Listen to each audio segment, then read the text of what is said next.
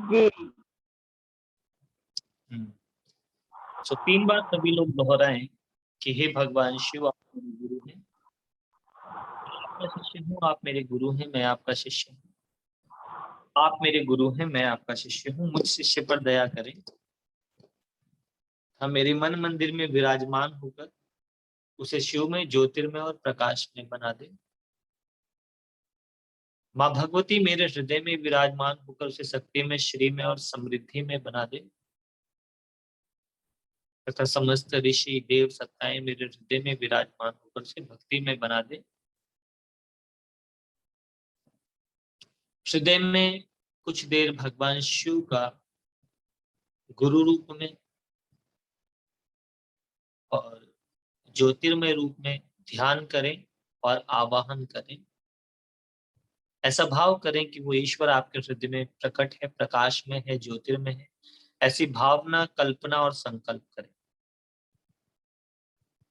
ओम वंदे देव उमापतिं सुरगुरुं, वंदे जगत कारणं, वंदे पन्नग भूषणं मृगधरं, वंदे पशूनां पतिं, वंदे सूर्य शशांक वाहननयनं, वंदे मुकुंद प्रियं, वंदे भक्त जनाश्रयं च वरदं, वंदे तं शिव शंकरं, वंदे तं शिव शंकरं।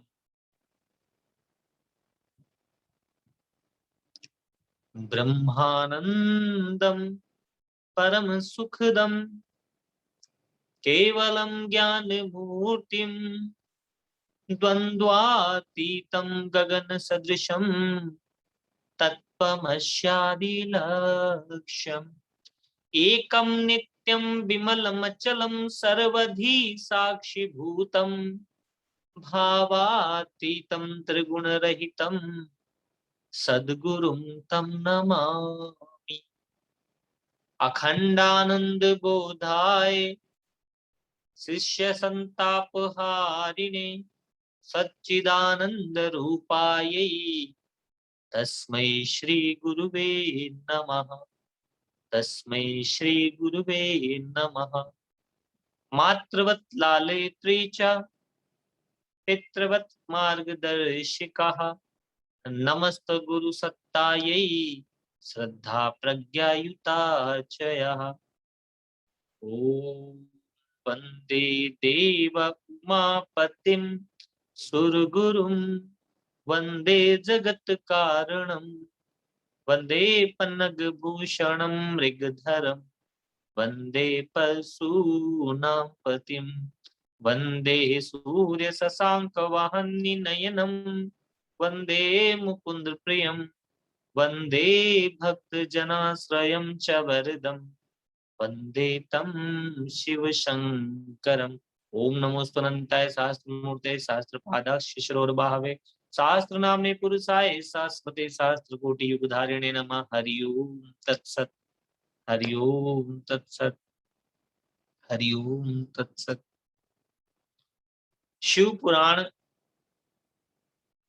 जिसमें कहा गया कि ये पूर्णता की कथा है, आपको कंप्लीट होने का, अपने पूर्ण होने का अनुभव कराती है, आपको सदा शिव के विषय में चिंतन करने के, मनन करने के सूत्र देती है, ईश्वर की भक्ति के विषय में आपको बोध कराती है। इतना सब कुछ इन कथाओं में है। लेकिन मैं सत्य बात आपको ये भी बताना चाहूंगा ताकि आपको पता चले कि एक पुस्तक में जो कुछ लिखा है, पुराण में जो सब कुछ लिखा है, वह सब आज के परिवेश में यथार्थ नहीं बैठता। मेरे हिसाब से इन सब चीजों का अपडेट होना चाहिए। वो कथाएं जो चित्त को भ्रम में डालती हैं, उनको हटा देना चाहिए, और वह कथाएं जो चित्त को भ्रम से मुक्त करती हैं, उनको प्रचार प्रसार में अधिक लाना चाहिए। और खासकर कथा के पीछे का जो कारण, जो उद्देश्य है, वह पता होना बहुत जरूरी है। कि ये जो कथा हमें सुनाई जा रही है ये किस परिवेश में है और हमें जो कथा सुनने के बाद क्या समझना है। पहली बात तो इन पूजा पाठ भक्ति के माध्यम से भगवान को मजदूर बिल्कुल ना समझे। ऐसी गलत फहमी, ऐसी भूल ना करें कि ईश्वर आपके काम करने के लिए है, आप उससे कोई पूजा करें और उससे कुछ कुछ कहें, नहीं। ईश्वर, आप ईश्वर की साधना करके अपने ही मन को इतना शक्तिशाली बना लेते हैं कि आपके संकल्पों की सिद्धि होने लगती है। लेकिन साधना से सबसे पहले आपके मन की शुद्धि होती है, उसके बाद आपके मन और भावनाओं की सिद्धि होती है। बिना शुद्धि आप जिस संकल्प के साथ साधना कर रहे हैं वह संकल्प कई बार आपके लिए ही नुकसानदायक हो सकता है। तो शिव पुराण से आपको यह भी सीखने हैं कि साधना करने के बाद जो आप कर्म करें वह समाज हित में होना चाहिए। व्यक्तिगत स्वार्थ, व्यक्तिगत वासना, व्यक्तिगत तृष्णा की पूर्ति के लिए जो कार्य किए जाते हैं, जो तप किया जाता है, वह राक्षसी तप है। इस शिव पुराण के अंदर कौन सा ऐसा राक्षस है जिसने तप नहीं किया? इवन अगर आप अपने पुराणों को पढ़ोगे तो राक्षस लोग ज्यादा तप करते थे, लेकिन पूज्य ऋषि हुए। क्यों? क्योंकि ऋषि लोग जो तप करते थे वे समाज हित के लिए करते थे, और राक्षस लोग जो तप करते थे वो प्राप्ति के लिए, राज्य प्राप्ति के लिए, अपने अहंकार की पुष्टि के लिए करते। तो पहली बात तो आप लोग जब तप करें तो तप के अंदर यह बात ध्यान रखें कि तप ईश्वर का प्रेम प्राप्त करने के लिए, आत्मज्ञान प्राप्त करने के लिए, आत्मबोध प्राप्त करने के लिए, और संसार के भोग भी योग युक्त होकर प्राप्त करने के लिए किए जाते हैं। और इस कथा के अंदर सबसे बेस्ट पार्ट ये है कि जो विवाह है उससे पूर्व तप करना शिव पुराण बहुत अच्छे से आता है। हर चैप्टर में एक कथा आती है। शंखचूड़ नामक दैत्य साधना कर रहा था, तप कर रहा था, और उसके तप और तेजस्विता का कोई ठिकाना नहीं था। उसने अखंड तप किया। ब्रह्मा जी प्रकट हुए, उसने कहा तुलसी नामक एक कन्या है धर्मध्वज की, जो पर्वत पर तप कर रही है, आप जाएं और उससे विवाह करें, गंधर्व विवाह। गंधर्व विवाह का अर्थ होता है कि आप दिव्य कारणों से विवाह कर रहे हैं, भोग की इच्छा से नहीं, योग की इच्छा से। कि वो भोग भी योग युक्त होगा, नियम पूर्वक होगा, मर्यादा पूर्वक होगा, संयम पूर्वक होगा। सो जब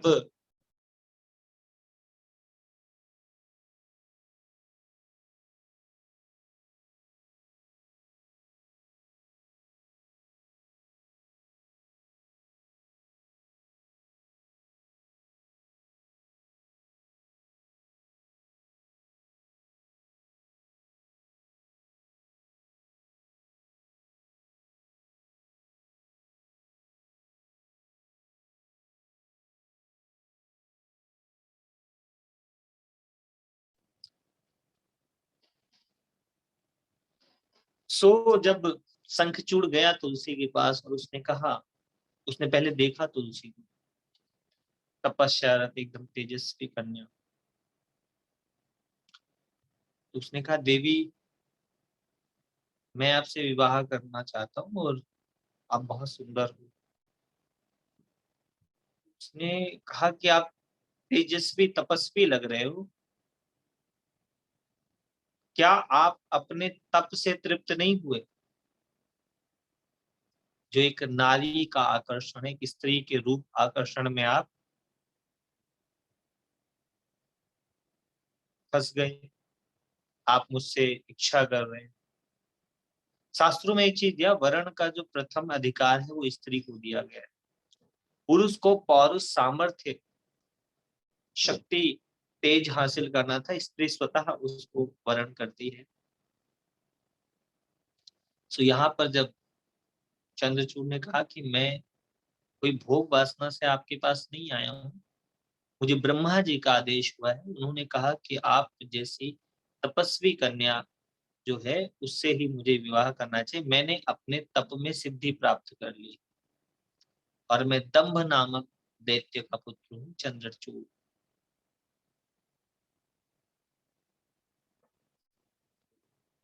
उसने कहा ठीक है, फिर भी आपको एक स्त्री के मोह में नहीं पड़ना चाहिए। तपस्वी के पास स्वतः चीजें आती हैं, तपस्वी को चीजों के पीछे नहीं भागना चाहिए, ना स्त्री के पीछे, ना धन के पीछे, ना माया के पीछे।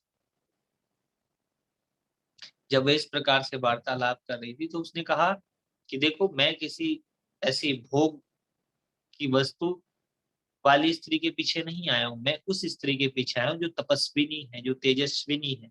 और इस संसार में जो तेजस्विनी, जो तेज, तप, ऊर्जावान स्त्रियां हैं, उनके पास स्वतः दिव्य पुरुष चलकर आते हैं।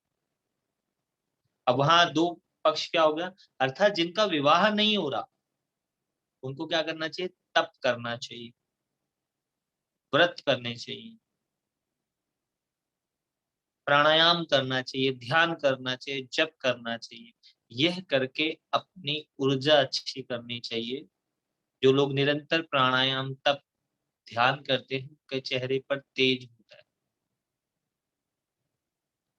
आर्टिफिशियल मेकअप से भी वह सुंदरता नहीं आती जो तप और ध्यान से आ जाती है। आपका चेहरा इतना आकर्षक हो जाता है, आप इतने दिव्य लगते हैं कि जो भी व्यक्ति आता है वह आपके प्रति सम्मान का भाव रखता है। तो जिनका विवाह नहीं हो रहा या जो विवाह के लिए परेशान है, वह इस कथा से ये सीखें कि उनको तप करना चाहिए। तप में क्या करें, तो तप में या तो ओमकार का जप, 1000 बार ओम मंत्र का जाप निरंतर आंखें बंद कर लें और ध्यान मस्तक के बीचों बीच में लगाएं और इस तरीके से निरंतर जप करें। आप लोग भी मेरे साथ जप कर लें, हम लोग 11 बार करेंगे। जिनको विवाह कराना है वो 1000 बार करें। 10 मान। ओ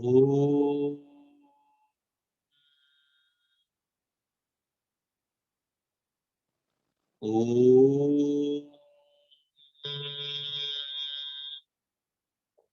ओ ओ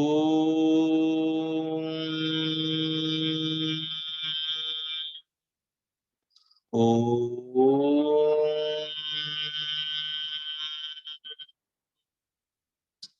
ओम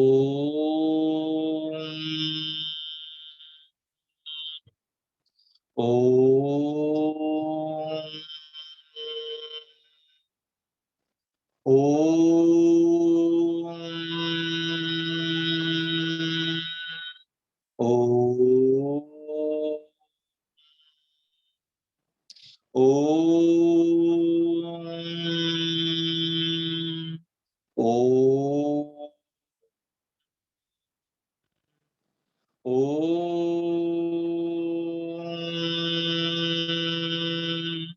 ओम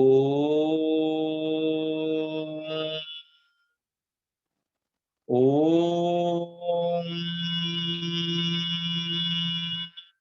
ओम। इस प्रकार से वह लोग ओंकार का जप करेंगे। एक स्तोत्र भी पढ़ सकते हैं।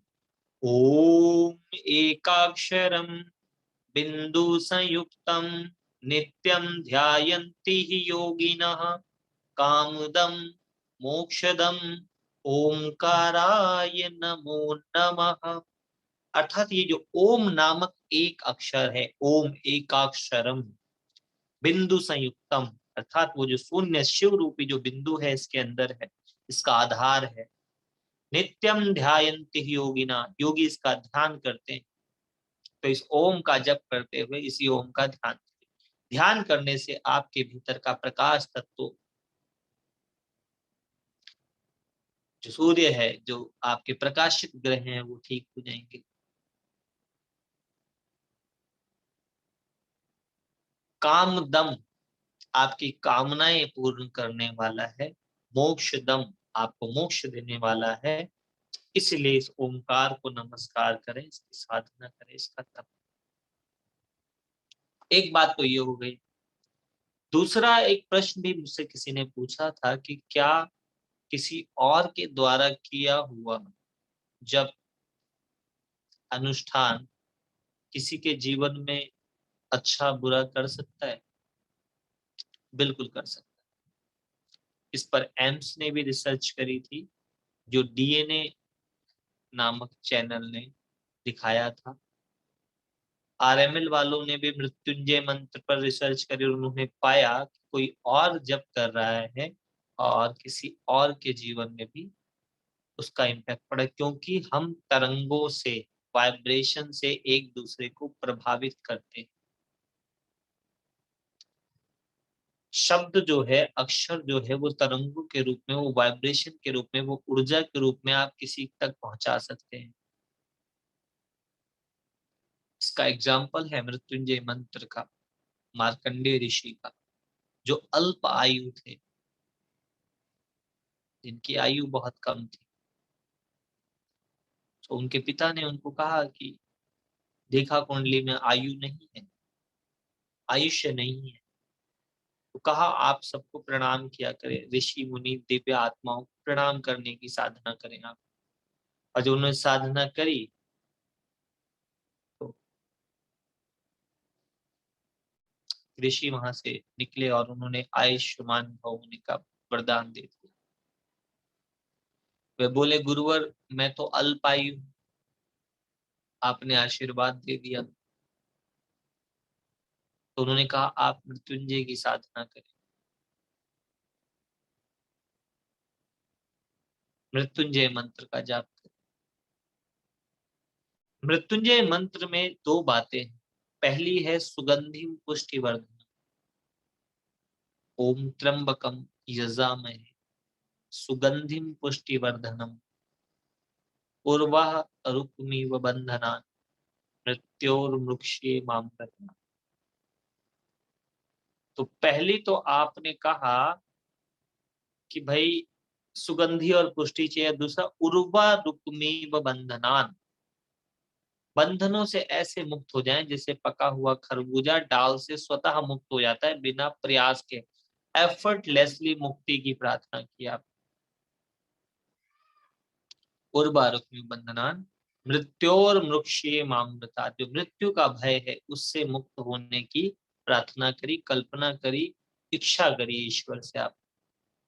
फिर यह जो वेद मंत्र है इनका जो उच्चारण, जैसे आप ओम त्र्यंबकम यजामहे सुगंधिम पुष्टिवर्धनम उर्वारुकमिव बंधनान् मृत्योर्मुक्षीयमामृतात्। तो ये जो इसकी गुंजन है, इसकी जो वाइब्रेशन है, वह आपके ब्रह्म रंध्र से जागृत होकर के आपके समस्त नाड़ी तंत्रों को जागृत कर देती है। ये शारीरिक लाभ। और इस जप के प्रभाव से यम अर्थात मृत्यु भी आपको नहीं दिक्कत डाल सकती। अब यहाँ पर यह है कि एक तरफ हम लोग सुनते हैं कि मृत्यु और जन्म ईश्वर के हाथ है, हानि लाभ जीवन मरण यस अपयस विधि हाथ। ये तो विधि प्रकृति के हाथ में है, होनी के हाथ में है। अब यहाँ एक और सूत्र बता दिया, व्यक्ति भ्रमित होगा नहीं होगा? भ्रमित हो जाएगा कि एक तरफ कह रहे हैं मृत्युंजय की साधना की जाए, एक तरफ कह रहे हैं कि वही से जो राम रचि राखा, जो ईश्वर ने रच दिया वही होना है। तो यहाँ मैं आपको बताता हूँ भेद क्या है। वही ईश्वर आपके हृदय में है। जब आप तप करते हैं तो आपके संकल्पों से चीजों में परिवर्तन हो जाता है। भावी मेट सकहीं त्रिपुरारी, अनंत शिव की साधना करने से सृष्टि के अंदर बदलाव लाना संभव है, लेकिन उद्देश्य सही होना चाहिए, भाव सही होना चाहिए। दूसरा, जब आप जप करते हैं तब आपकी जीभ के द्वारा इस प्रकार का स्पंदन होता है भीतरी, इसको अग्नि चक्र भी बोलते हैं। मुख के अंदर एक अग्नि चक्र होता है जो जप करने से जागृत होता है। और अग्नि जो है वो प्राण का स्रोत रहता है। सूर्य अग्नि का ही प्रत्यक्ष रूप है, तेज का प्रत्यक्ष रूप है, उसी से हमारे प्राण बने। तो हमारी प्राण शक्ति भी बढ़ती है और इष्ट ईश्वर की कृपा से सब कुछ संभव है। ये सच बात है। इस ब्रह्मांड को बनाने वाले की ऊर्जा से अगर आप कनेक्ट हो जाते हैं तो आपको सब कुछ संभव। तो चंद्रचूड़ जो था उसने जब कहा कि मेरे तप के प्रभाव से मैं जानता हूं मैं पूर्व जन्म में सुदामा नामक गोप था, मैं गौलोक में राधा जी के धाम पर रहता था, वहां मेरे किसी दुर्व्यवहार के कारण मुझे श्रापित कर दिया गया।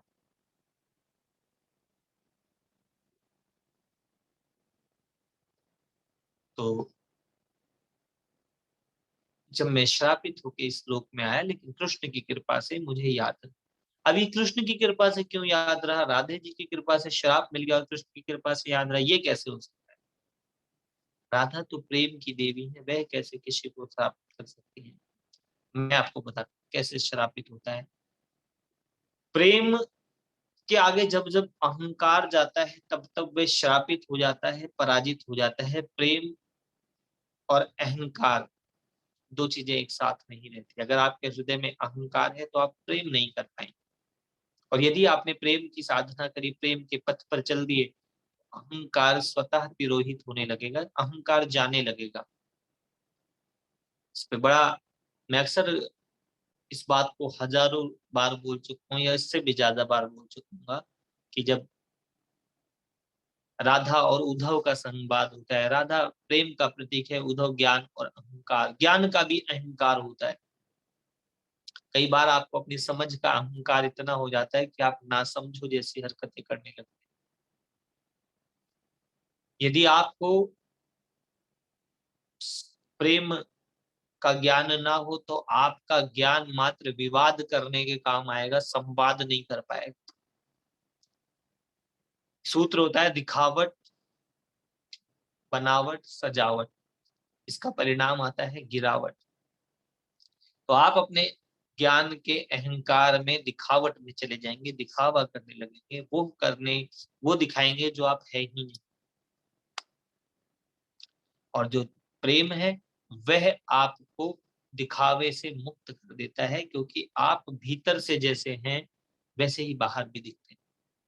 तो उसने बताया कि मैं इस प्रकार से आया था और इस तप के कारण मैं ऐसा हुआ। और फिर ब्रह्मा जी स्वयं प्रकट हुए और उन दोनों का गंधर्व विवाह करा दिया। अब यहाँ पर देखिए, ब्रह्मा जो है, मैं ये कहता हूं कि इस प्रकृति की जो दिव्य शक्तियां हैं, जो डिवाइन एनर्जी है, वो स्वतः आपको आपके उद्देश्य से, आपके लक्ष्य से खुद कनेक्ट कराएंगी जब आप तपस्वी हो जाएंगे। आप निरंतर ध्यान साधना जब करने लगेंगे तब। हर एक कथा के अंदर प्रत्येक पात्र तप करता है। तप में जो विनय भाव लाता है वह ईश्वर का भक्त या देव कहलाता है। तप में जो अहंकार भाव लाता है वह राक्षस कहलाता है। यदि आप किसी तप, किसी अनुष्ठान, किसी जप को कर रहे हैं अहंकार भाव से, तो वह राक्षसी माना जाएगा, तामसिक माना जाएगा। तामसिक जप, तामसिक तप दिखावा करना चाहते हैं। अगर कोई देख रहा है तो जब ज्यादा अच्छा होगा, एकांत में होगा ही नहीं। कोई पूछेगा कि आपको जप के विषय में कुछ पूछना है, अगर आपका जब तमस की दृष्टि से चढ़ा तो आप कहोगे कि मैं तो 4 घंटे जप करता हूँ। प्रश्न क्या था कि आपको जप के विषय में कुछ जानना है और आप बता रहे हो, पूछ नहीं रहे हो। ये है तमस के कारण, कि विवेक समझ ही नहीं पा रहा कि आपसे पूछा क्या गया है। और जब आप प्राणायाम ध्यान करने लगोगे तब आपको ध्यान रहेगा कि पूछा क्या है, और यह भी ध्यान रहेगा कि पूछना क्या है। यह भी ध्यान रहेगा क्या बोलना है, कब बोलना है और कैसे बोलना है। और जब आप इस चीज को कर लेते हैं तब धीरे धीरे आपको वाक शुद्धि और वाक सिद्धि प्राप्त होने लगती है। और इन कथाओं के अंदर और क्या अद्भुत बात है? और अद्भुत बात यह है कि यह कथाएं आपको बार बार इंडिकेट कर रही हैं कि आपसे ऊपर जो सुप्रीम शक्ति है, जो परम तत्व है, उसकी साधना, उसकी उपासना, उसको प्राप्त करना ही आपके जीवन का मूल उद्देश्य है, क्योंकि उसी के द्वारा आप इस संसार के उच्चतम अनुभव कर पाएंगे।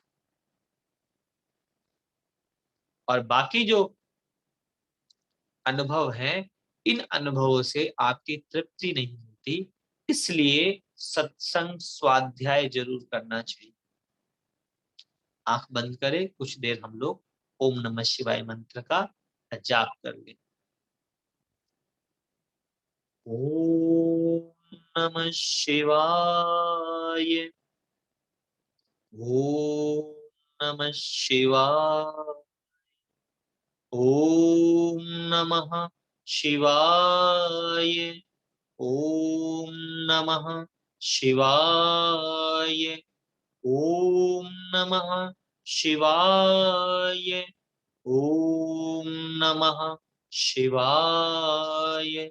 ओम नमः शिवाय। इसके विपरीत प्रति ओम शिवाय नमः। ओम नमः शिवाय। शिवाय नमः। ओम ओम नमः शिवाय। शिवाय नमः। ओम ओम नमः शिवाय। शिवाय नमः। ओम ओम नमः शिवाय। शिवाय नमः। ओम ओम नमः शिवाय। शिवाय नमः। ओम ओम नमः शिवाय। शिवाय नमः। ओम 11 बार हम लोग मृत्युंजय भी मंत्र का जाप करते हैं। हर एक मंत्र के 3 स्वर होते हैं, गेय स्वर, वेद स्वर और छंद, या उस पर्टिकुलर जिस छंद में होता है। गेय स्वर में आप मंत्र को गाते हैं, लेकिन जब में गाने से ज्यादा महत्वपूर्ण है उसके वास्तविक उसमें। जैसे कई लोग मृत्युंजय मंत्र को इस तरह से गाने लगते हैं, ओम त्र्यंबकं यजामहे सुगंधिं पुष्टिवर्धनम् उर्वारुकमिव बन्धनान् मृत्योर्मुक्षेमामृतात्। ओम त्र्यंबकं यजामहे सुगंधिं पुष्टिवर्धनम् उर्वारुकमिव बन्धनान् मृत्योर्मुक्षेमामृतात्। यदि आप इस तरीके से गेय स्वर में गाएंगे तो आपको उस मंत्र से रस आएगा और उसके प्रति आपका अनुग्रह जाएगा। लेकिन अगर उस मंत्र को शक्ति रूप में जागृत करना है तो आपको मंत्र, क्योंकि वेद मंत्र है, ऋग्वेद का मंत्र है, तो इसको इस तरीके से जप करना चाहिए। ओम त्र्यंबकं यजामहे सुगंधिं पुष्टिवर्धनम् उर्वारुकमिव बन्धनान् मृत्योर्मुक्षेमामृतात्। ओम त्र्यंबकं यजामहे सुगंधिं पुष्टिवर्धनम् उर्वारुकमिव बन्धनान् मृत्योर्मुक्षेमामृतात्। ओम त्र्यंबकं यजामहे सुगंधिं पुष्टिवर्धनम् उर्वारुकमिव बन्धनान् मृत्योर्मुक्षेमामृतात्। ओम त्र्यंबकं यजामहे सुगंधिं पुष्टिवर्धनम् उर्वारुकमिव बन्धनान् मृत्योर्मुक्षेमामृतात्। धीरे धीरे करते करते एक ही श्वास में एक मंत्र आपका कंप्लीट होने लगेगा। तो जप के साथ साथ अपनी श्वासों का और खासकर शरीर की स्थिति का बहुत ध्यान रखना चाहिए। जब आप जप करें तो प्रयास ये करें कि आपका शरीर स्थिर रहे। दीपक बहुत महत्वपूर्ण है ध्यान केंद्रित करने के लिए। जप करते समय दीपक जलाना आवश्यक है। यदि आप अपने भीतर दीपक का ध्यान कर सकते हैं फिर बाहरी दीपक की जरूरत नहीं है। लेकिन बाहरी दीपक शुरू में जरूरत पड़ती है ताकि आपका ध्यान भीतरी दीपक पे भी जा सके। तो ये थी जप की स्थिति। और तप क्या है? जप अलग विषय है, तप अलग विषय है। लोग अक्सर बोलते हैं कि तप, जप और तप दो बातें हैं। जप जकारे जन्म नाशयति, पकारे पाप नाशयति। जो जन्म जन्मांतर के पापों का नाश करे उसे जप कहते हैं। और तप, ता से त्याग और पा से पवित्रता। अपने व्यक्तिगत वासना, तृष्णा, इच्छाओं और इंद्रिय भोगों का त्याग करके स्वयं को पवित्रता में स्थित करना तप है। इसीलिए जो आप व्रत रखते हैं वह तप के डोमेन में आता है कि एक दिन आपने भोजन का त्याग कर दिया, आप फ्रूट और जल पर रह रहे हैं। इस शारीरिक तप के साथ आपको मानसिक तौर पे भी एक दिन झूठ नहीं बोलना चाहिए।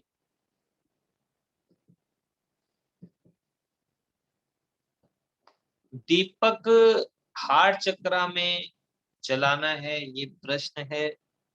हार्ट चक्र में आपके ऑलरेडी आपका आत्म दीपक चल ही रहा है। भीतर आपको दिया नहीं जलाना, वहां तो हर केंद्र पर दिया जल रहा है आपके। जैसे जैसे आप अपने भीतरी चेतना में जाओगे, आप स्वयं को प्रकाशित पाओगे। आपको पता चलेगा कि तुम तेजोमय हो, तुम्हें तुम्हारे होने का बोध होगा, तुम ज्योति ही हो। किससे जलाओगे? भीतर का दीपक। भीतर ऑलरेडी दीपक जल रहा है, बस आपको भीतर जाना है प्राणायाम के द्वारा, ध्यान के द्वारा। सो तप करना बहुत जरूरी है। कम से कम महीने में एक दिन का तो तप कर लिया करें। जो लोग शरीर से अच्छे मोटे ताजे हैं वह लोग तो कम से कम एक दिन हो सके तो जल पर ही उपवास किया करें। शरीर के लिए भी अच्छा रहेगा, मन के लिए भी अच्छा रहेगा। और जो लोग इतना संयमी नहीं है वह कम से कम 4 घंटे का मौन कर लिया करें। एक दिन व्रत रखें, जिस दिन उस दिन मौन रखें, उस दिन व्यर्थ की बातों से स्वयं को मुक्त रखें। महीने में एक दिन संभव है अगर आप करना चाहें। वह एक दिन आपके 29 दिनों की शुद्धि कर देगा। एक डीप क्लीनिंग होती है ना घरों में, हफ्ते में या 15 दिन में लोग एक बार डीप क्लीनिंग करते हैं, घर की सब कचरा बाहर निकाल के एक एक कोना साफ करते हैं। तो 15-15 दिन में 2 एकादशियां हमें जो दी गई थी ऋषि मुनियों द्वारा, वो यही थी कि 15 दिन में एक दिन भीतर की क्लीनिंग करें, स्वाध्याय करें, मनन करें, सत्संग करें, मौन रखें, प्राणायाम करें। एक दिन करना चाहिए। इसके बहुत लाभ होते हैं। चित्त शुद्धि हो जाती है, चित्त की शुद्धि हो जाती है। प्लस जब आप मौन रहते हैं तब आपके भीतर बहुत कुछ इकट्ठा हो जाता है। जो ऊर्जा बाहर बिखरी होती है वो वापस आपकी तरफ लौट आती है। तन को, मन को और जीवन को, तीनों को ऊर्जा प्राप्त होती है, शुद्धि प्राप्त होती है। बहुत सारे रोगों का शमन हो जाता है। ऐसी बहुत सी रिसर्चें हैं जिसमें कहा है कि अगर व्यक्ति को एक दिन खाना ना दिया जाए, खाली पानी पर छोड़ दिया जाए, तो उसकी बॉडी के कैंसर के सेल भी खत्म हो जाते हैं।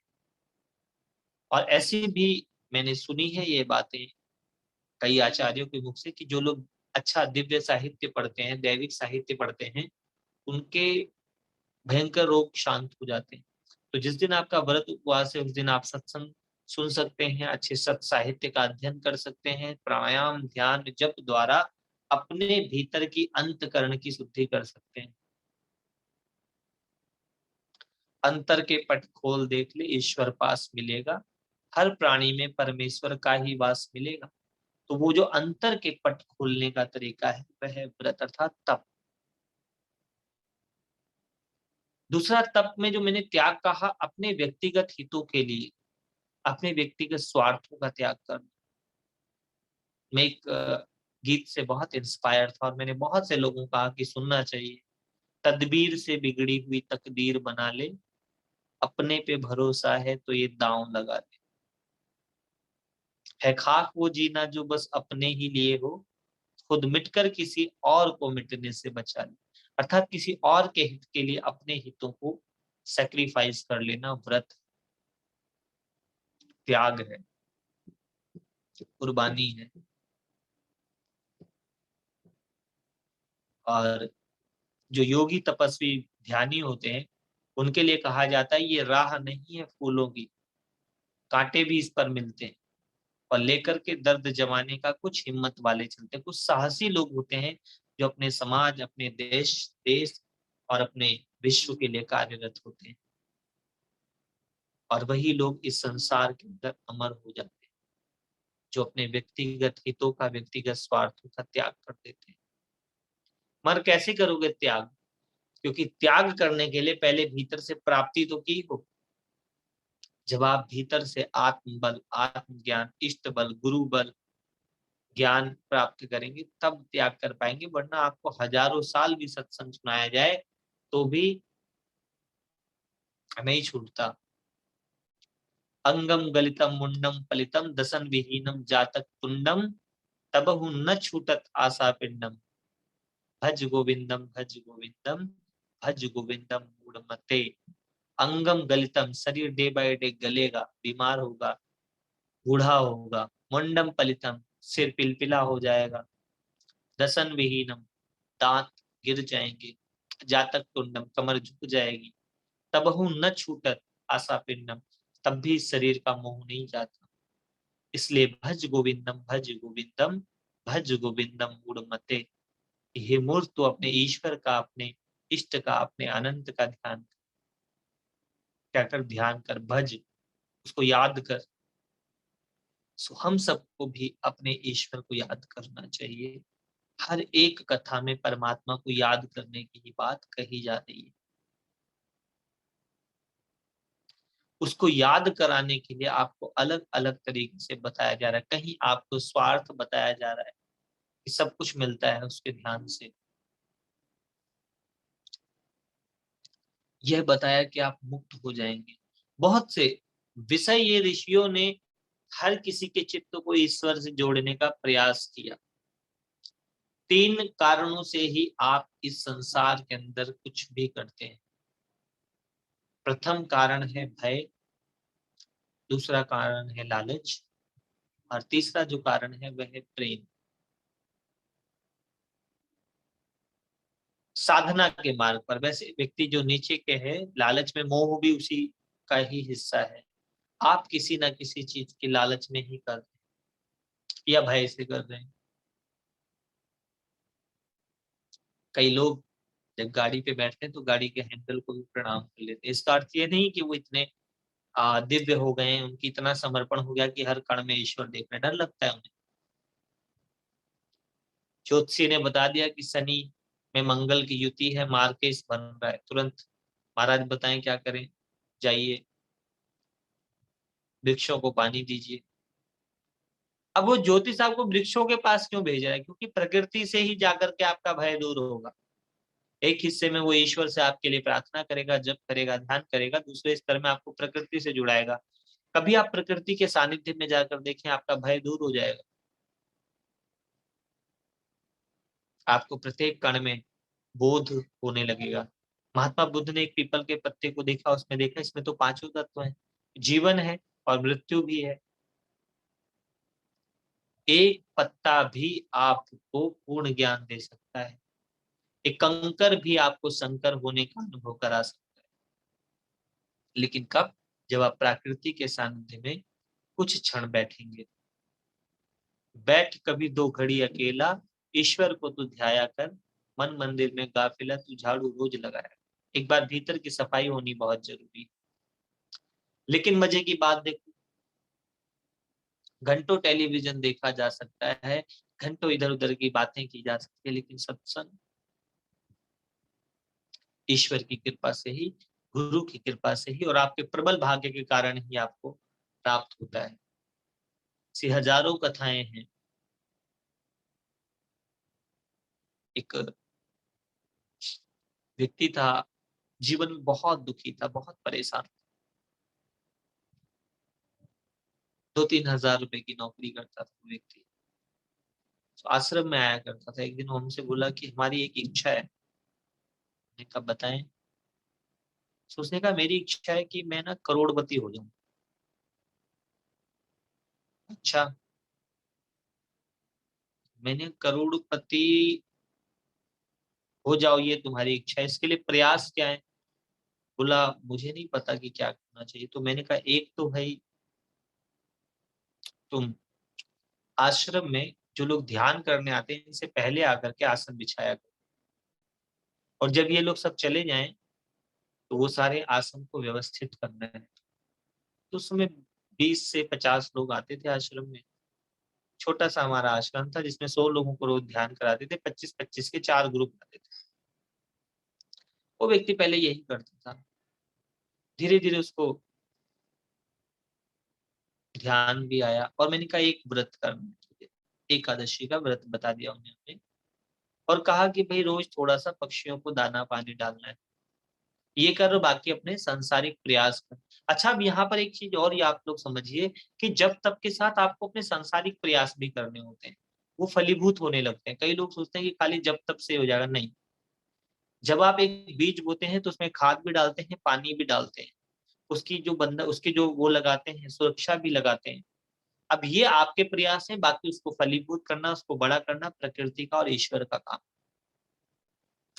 उस समय बाद उस व्यक्ति को गवर्नमेंट की कोई वो स्कीम के तहत कोई दुकान मिली, और जिससे लगभग साल 2 साल में वो व्यक्ति उतना अमीर हो गया।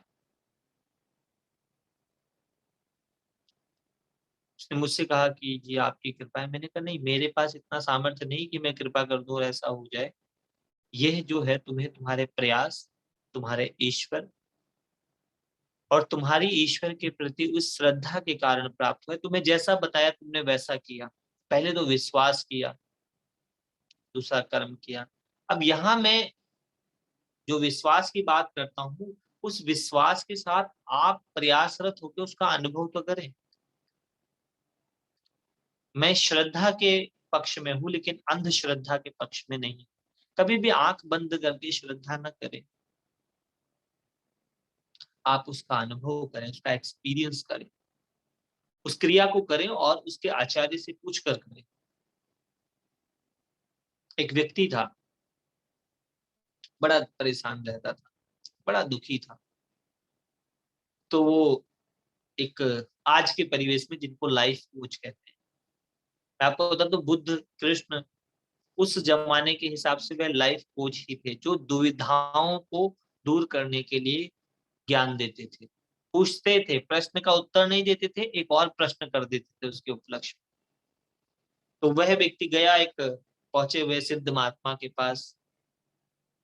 उसने कहा कि जी मैं बड़ा परेशान हूँ, बहुत दुखी हूँ। मुझे स्वप्न में रोज डेली एक दरवाजा दिखता है, जो दरवाजा बंद है।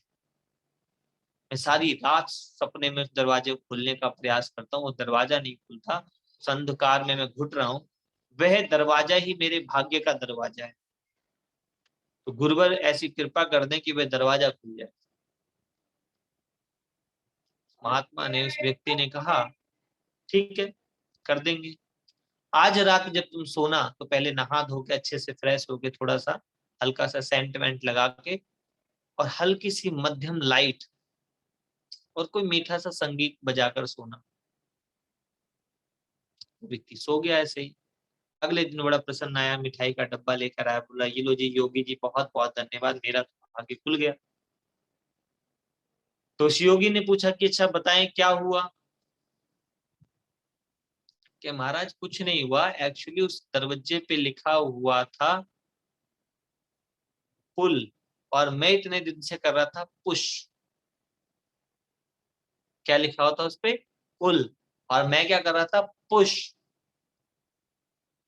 तो जब उस मध्यम लाइट में, उसमें फ्रेगनेंस में मुझे होश रहा, मेरा बोध रहा, मैं घबराया नहीं, अब मैं देख पाया।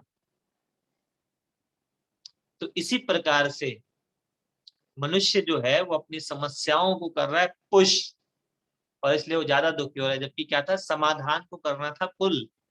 वो अपने दुखों को कर रहा है पुश, करना क्या था? सुख को पुल, सुख को खींचना था। तो जो आपकी क्रिया है, अगर वह विपरीत दिशा में है, तो आपके प्रयास आपको ज्यादा दुखी कर देंगे। इसलिए प्रयास के लिए कहा कि एक मास्टर, एक टीचर, एक एक्सपर्ट के द्वारा पूछ कर किया जाए। अपने आप अगर आप करते हैं तो उसमें ज्यादातर खराब करने की स्थिति होती है। आप एक बहुत अच्छी गाड़ी रखते हैं, खराब हो जाएगी तो आप खुद ही पेचकस लेकर और प्लास लेकर नहीं लग जाएंगे, आप उसके एक्सपर्ट, उसके सर्विस सेंटर जाएंगे। लेकिन बहुत से कामों में आप खुद ही लग जाएंगे। पूजा पाठ उस विषय के एक्सपर्ट से पूछे बिना खुद ही करना प्रयास करेंगे। क्यों? क्योंकि आपको पता नहीं है कि यह नुकसान भी दे सकता है। अब कैसे नुकसान दे सकता है, ये बात भी मैं आप लोगों को बताता हूँ। क्योंकि कई बार क्या होता है, व्यक्ति दो चीजों में फंस जाता है। मैं आपको कहता हूं कि जब आप पूजा करेंगे तो आप इस भाव से करेंगे। अब एक बंदा आया और उसने पूजा जब करनी शुरू कर दी, उसकी मानसिक स्थिति ठीक नहीं है, अभी उसने अपने आप को शांत नहीं किया, स्थिर नहीं किया, और पूजा करना शुरू कर दे, तो वह पूजा जिस चित्त की भावना से वह कर रहा है उसको बढ़ा देगी। अगर इसको ऐसे भी समझ लिए कि अगर एक गिलास साफ पानी है, एक गिलास गंदा पानी है और उसमें कोई एक गिलास साफ पानी डाल दे तो अब 2 गिलास गंदा पानी हो गया, और अगर कोई उसमें 2 गिलास साफ पानी डाल दे तो लगभग 3 गिलास गंदा पानी हो गया। तो इसी तरीके से साधना में पहले आपकी शुद्धि, पवित्रीकरण, प्योरिफिकेशन कराना बहुत जरूरी होता है, उसके बाद साधना कराई जाती है। वह साधना प्राणों की हो सकती है, वह प्योरिफिकेशन आपके मन के विचारों की हो सकती है, वह प्योरिफिकेशन आपकी धारणाओं की हो सकती है, और वह प्योरिफिकेशन आपकी भावनाओं की हो सकती है। तो यह सब आपका आचार्य, आपका गुरु, आपका पुरोहित आपके लिए करता है। एक शब्द होता है पुरोहित। पुरोहित पहले होते थे किसी समय में, पुरोहित का अर्थ था पुरोहित, जो आपके हित के लिए काम करे, उसको पुरोहित बोलते थे। उस पुरोहित की व्यवस्था समाज करता था। जैसे गांव में होता था एक पुरोहित, तो सारा गांव उसका हिस्सा निकालता, जैसे गाय और ब्राह्मण की रोटी आज भी कई घरों में निकाली जाती है। तो इसका कारण यही था कि उस व्यक्ति को व्यापारी नहीं बनाना चाहता था समाज। समाज चाहता था कि ये साधना करे, तप करे, नए नए उसके रिसर्च करे और समाज को वह दे। ऐसी व्यवस्था थी। आज वह व्यक्ति व्यापारी हो गया। लोग ऐसा चाहते हैं कि अध्यात्म में उनको कुछ ना देना पड़े या उनसे व्यक्ति ना मांगे। सो ये अव्यवस्थाएं कैसे दूर होंगी? जब आप प्राणायाम करेंगे, ध्यान करेंगे, तब आपके अंदर विवेक जागेगा कि व्यक्ति को उसका अधिकार देना चाहिए। मुझसे कई लोग कहते हैं कि हम खुद ही यज्ञ हवन कर ले। मैं कहता हूँ नहीं, आप ध्यान करें, मानसिक हवन कर लें। वह हवन किसी का अधिकार है। आप जिस विषय में काम करते हो उस विषय को और अच्छे से करें। हर किसी को उसका अधिकार देना चाहिए, और इससे वह व्यक्ति भी अच्छा काम कर पाएगा और आपका भी अच्छा होगा। आप हवन को उतने अच्छे से नहीं कर पाएंगे, उस छंद में, उस लय में, उसमें नहीं कर पाएंगे, क्योंकि उस विषय का मास्टर वह है। आप साधना, प्राणायाम करने जा रहे हैं, अपनी मन मर्जी से ना करें। आप किसी आचार्य से सीख लें, किसी गुरु से सीख लें। और जिस प्रकार आप अपने समय की कीमत लेते हैं, उसी प्रकार उसको बिना मांगे उसके समय का, उसकी व्यवस्था का और उसके एफर्ट का आपको देना चाहिए। लेकिन आप उसको फीस नहीं दे सकते, उसकी कीमत नहीं दे सकते। किसी डॉक्टर के उपचार का आपके पास कुछ भी नहीं है दे सकते। आप जो दे रहे हैं व्यवस्था के तहत दे रहे हैं। ये मैं अपने व्यक्तिगत अनुभव से बता रहा हूँ। जिसने ये बात लिखी थी कि शीश दिए जो गुरु मिले तो भी सस्ता जान, वो सच कही उसने। क्योंकि गुरु उससे बहुत बड़ी चीज है जो उसके द्वारा तो नहीं मिल सकता। गुरु लोग आप लोगों को समझाने के लिए अलग अलग प्रकार के प्रयास, अलग अलग प्रकार के मेथड बनाते थे कि व्यक्ति इससे भी समझ जाए। गुरुओं ने देखा आनंदित चंचल चित्त का है, कीर्तन में लगा दिया, पहले सूत्र से समझ जाएगा, अक्षरम परम ब्रह्म। दिखा बहुत स्थिर चित्त है तो ध्यान में लगा दिया, ज्योति रूपम सनातन। देखा तार्किक है तो गुणातीत निराकारम बता दिया। देखा सहज है तो स्वेच्छामयम अनंतकम बता दिया। हर किसी को उसके भाव स्वभाव के हिसाब से ज्ञान देने की व्यवस्था जिन्होंने बनाई, उन गुरु आचार्यों को हमेशा नमन वंदन करना चाहिए। हाँ, बहुत सी चीजों में आज के परिवेश में त्रुटियां भी हैं, लेकिन उन त्रुटियों पे भी काम हो रहा है, लोग कर रहे हैं। तो हमें अपने से बड़ों को, अपने आचार्यों को, अपने गुरुओं को तिरस्कृत नहीं करना है। सिर्फ उतनी बात समझ ले जितनी आपके योग्य है। एक पुराण के अंदर सारी बातें आपके लिए नहीं है, लेकिन जो आपके लिए है आप उसे अपना लें। जिसको जब समझ आए वो जब लगाएं। अभी मैं इसमें पढ़ रहा था कि पुण्य के लिए क्या है। पुण्य के लिए बताया वृक्ष लगाना।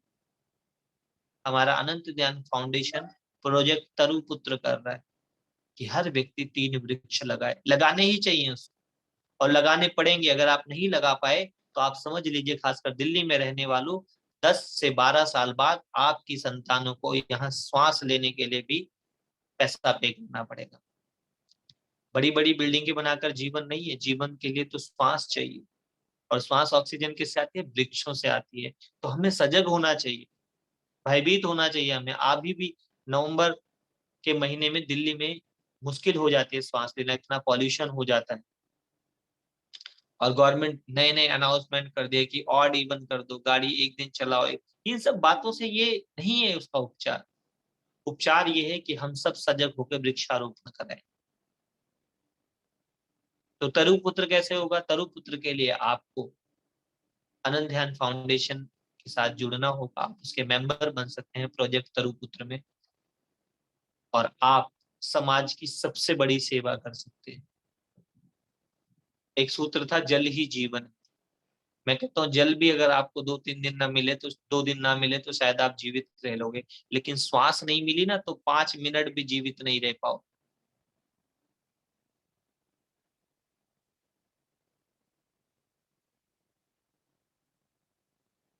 और इस तरुपुत्र प्रोजेक्ट से जो लोग जुड़ना चाहते हैं, जो लोग इस सेवा को और आगे बढ़ाना चाहते हैं, वे तनीत सिंह से बातचीत कर लेंगे। तनीत का नंबर भी आयरा ने दे दिया है। मैं सच में बता रहा हूँ कि हमारे, देखो, माँ भगवती ने जब तप किया है, भगवान शिव को एक बार प्रकट भी कर लिया, लेकिन वह अंतर ध्यान हो गए। दोबारा उन्होंने तप से तपोवन बना दिया। क्या बनाया? तपोवन। कि अपने तप से एक प्रकृति का एक सुंदर सा वातावरण बनाना।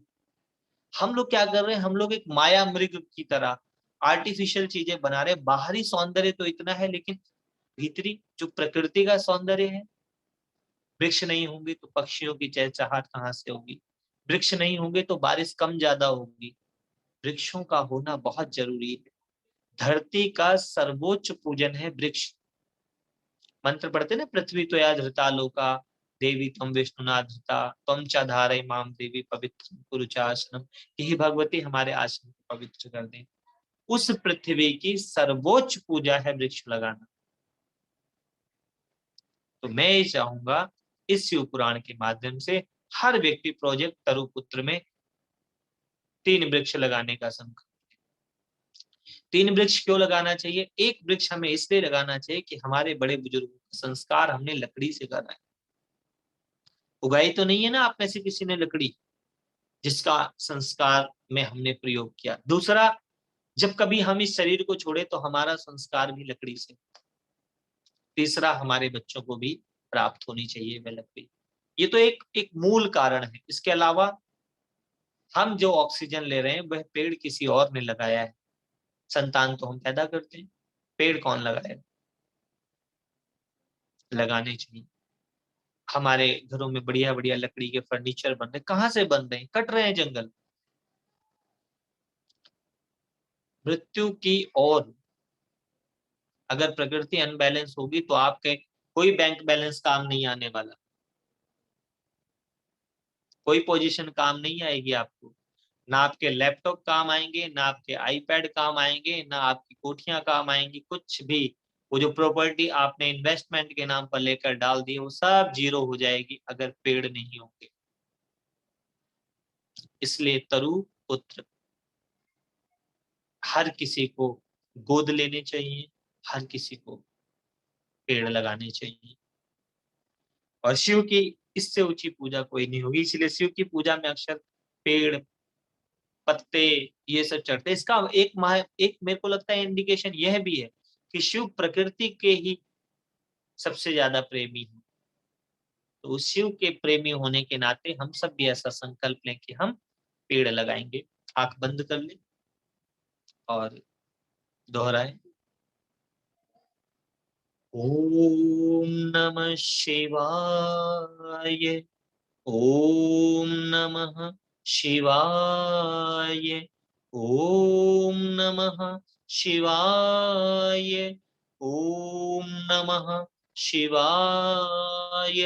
ओम नागेंद्र हाराय त्रिलोचनाय भस्मांगराय च महेश्वराय नित्याय शुद्धाय दिगंबराय तस्मै नकाराय नमः शिवाय मंदाकिनी सलिल चंदन चर्चिताय नंदीश्वर प्रमथनाथ महेश्वराय, मंदार पुष्प बहु पुष्प सुपूजिताय, तस्मै मकाराय नमः शिवाय। शिवाय गौरी वदनाब्ज वृंद, सूर्याय दक्षाध्वरनाशकाय, श्रीनीलकंठाय वृषध्वजाय, तस्मै शिकाराय नमः शिवाय। वसिष्ठ कुंभोद्भव गौतमार्य, मुनीन देव चर्चित शेखराय, चंद्रार्क वैश्वानर लोचनाय, तस्मै वकाराय नमः शिवाय।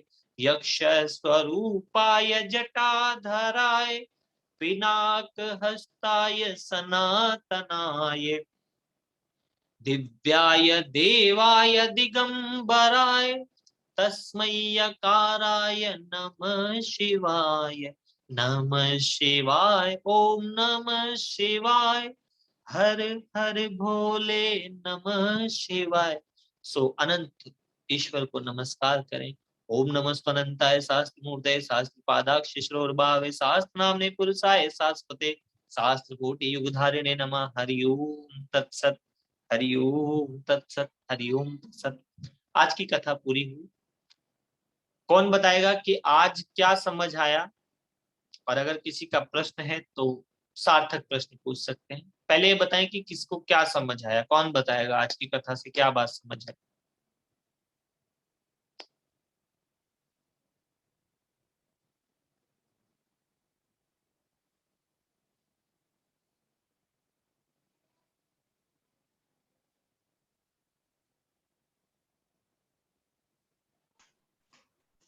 तपस्या से ऊर्जा बढ़ाई जा सकती है। ऊर्जा बढ़ाने के बाद जो भी हम भगवान से मांगते हैं हमें मिल सकता है।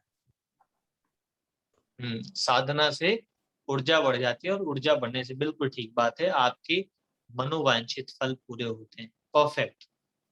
लेकिन और वो कौन बताएगा? जल कल्याण के लिए होना चाहिए। हमारी अपनी मतलब हमारे अपने बहुत बिल्कुल स्वार्थ के लिए ठीक बात। निस्वार्थ होना चाहिए। साधना का सर्वोच्च उद्देश्य जन कल्याण, समाज कल्याण होना चाहिए। व्यक्तिगत अहंकार और वासनाओं के लिए साधना नहीं है। वह आपकी बाई प्रोडक्ट पूरी हो जाएंगी। इस सृष्टि का नियम जो है यहाँ देना ही लेना है। जब आप समाज के लिए करते हैं, कल्याण करता चल तेरा खुद ही भला हो जाए। क्योंकि भला जो है ये पलट कर लाभ हो जाता है। अगर आप भले को ऊपर फेंकेंगे तो उल्टा होकर लाभ होगा। भले का विपरीत लाभ होता है। तो जब आप समाज का भला करते हैं तो आपको लाभ होता है। बहुत सुंदर। और कौन बताएगा? किसी का कोई प्रश्न है?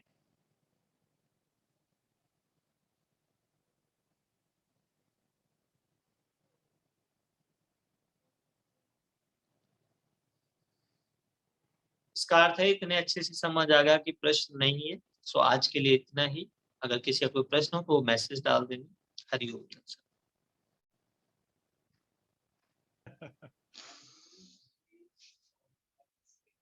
चलो, हरि ओम तत्सत, हरि ओम तत्सत।